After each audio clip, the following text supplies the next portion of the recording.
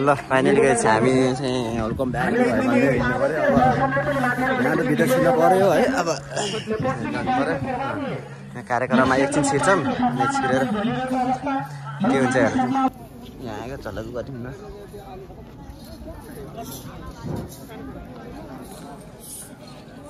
आजको यस महत्त्वपूर्ण वार्षिक उत्सव गरे वार्षिक उत्सवमा अतिथि धेरै भए दर्शक कम भए हामी जाने अब यो हुन्छ वार्षिक उत्सवमा त मान्छे मेला लाग्यो अब मेला त्यो दुर्दिन पर्छ जस्तो मानिरहेको खासै कति लाग्यो ल एकछिन चाहिँ साथीहरूसँग भेटघाट भयो यो साथीहरूसँग त्यहाँ त म निस्किनु स्कुल कार्यक्रम सबै छाडेर म चाहिँ बोल खेले हेर्न आएको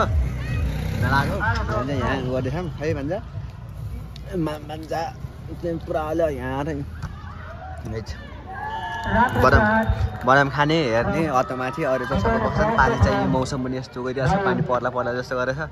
तर खेलाडीहरूलाई चाहिँ शीतल भए हामी चाहिँ पानी पऱ्यो अटोभित्र बस्छौँ बदाम खान्छौँ है